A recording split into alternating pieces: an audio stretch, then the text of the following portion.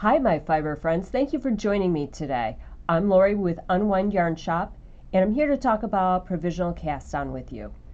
The reason why you're going to need to provisionally cast on is because you need live stitches to do something with at the beginning of your knitting work. If you were to go ahead and cast on normally and try and take that out, it's very difficult to undo. There'd be lots of yarn cutting and accidentally cutting your live work, and it's not a lot of fun, and it's very hard to pick out. This is an example of one of the reasons why you might need live stitches.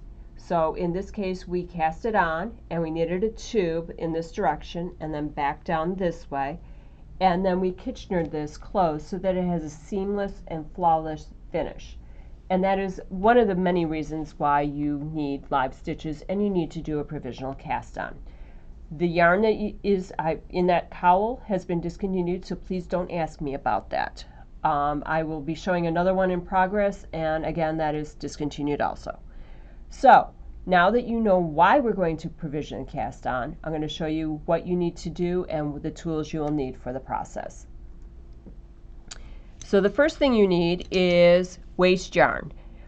This yarn will not be in your work when you're done. We will be taking it out, and the yarn needs to be a plant-based fiber. It can be cotton, bamboo, tree pulp. There's lots of different plant-based fibers out there. Does not matter. It needs to be a decent weight for what you're doing. I'm using Aran weight yarn. This is worsted weight yarn. So you're going to try and find something comparable to what you're doing. If you're doing fingering, you kind of want to stick with fingering and not use something bigger unless it's on a decent sized needle. You also want to pick something that is not the color of your yarn. So here I have a lovely bright pink, and the yarn is browns, grays, blacks, and beiges. So this will show up so that when I go to take it out, I can see my work. The next thing you need is a hook, and you're going to use a hook that is appropriate for the yarn. So this is about an H hook, which works really well with worsted weight yarn. This is for tatting, and it will split your yarn, so this is not appropriate. And on the other end, this is about I'm guessing about a N. And it is big, it is cumbersome. If I really can't find anything and it's in the middle of the night and I don't want to wake people up, I might use it, but otherwise, not so much. Then you also need the needle that the provisional cast on will go onto. So in this case, for my demonstration, I'm using this needle. Now, you are going to go ahead and start with a slip knot and put that on your hook and snug it slightly. Don't get overzealous with the snugging because the first stitch is always a booger to get through. I also like to hang onto my tail while I'm doing the first few of these because then I don't accidentally pick it up and work that into my provisional cast on.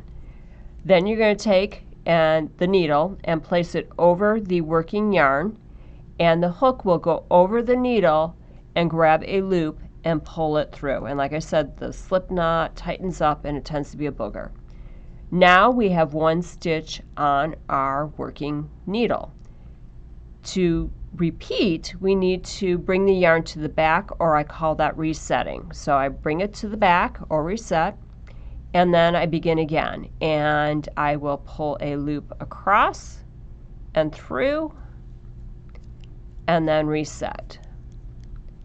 And I will do as many as the pattern calls for. So if it called for 110 stitches, you need to put 110 of these onto your needle.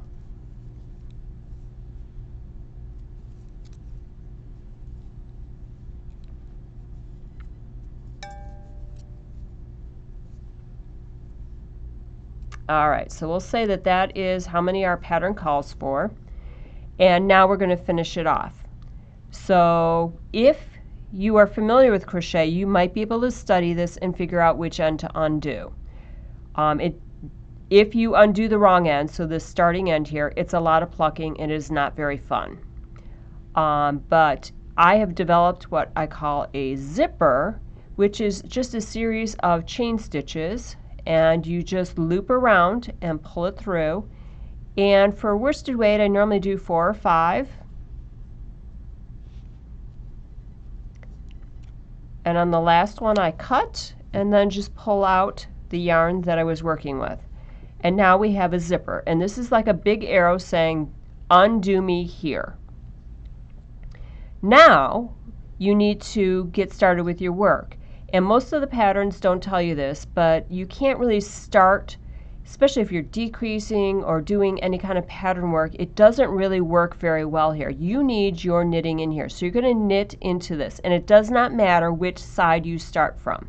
You're just going to knit one row into this. It doesn't count. It's just getting your yarn into there.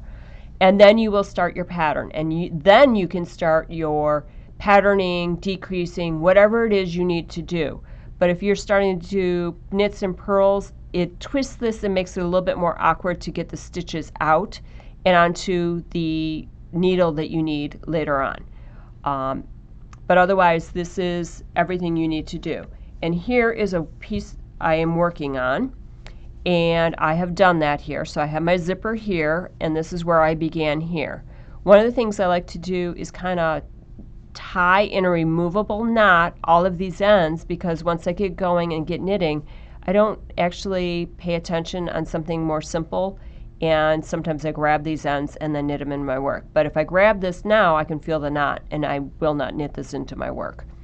And that is it. You can see I have a lovely purple color in my knitting here, but when it comes out, this will not be here, and nobody will know that I used purple for this. And that is how you provisionally cast on. Thank you for joining me today. I hope this helps you out. And if you would like to see more, please hit the subscribe button down below. And don't forget to like us. And thank you very much for joining me. I'm Lori for Unwind Yarn Shop.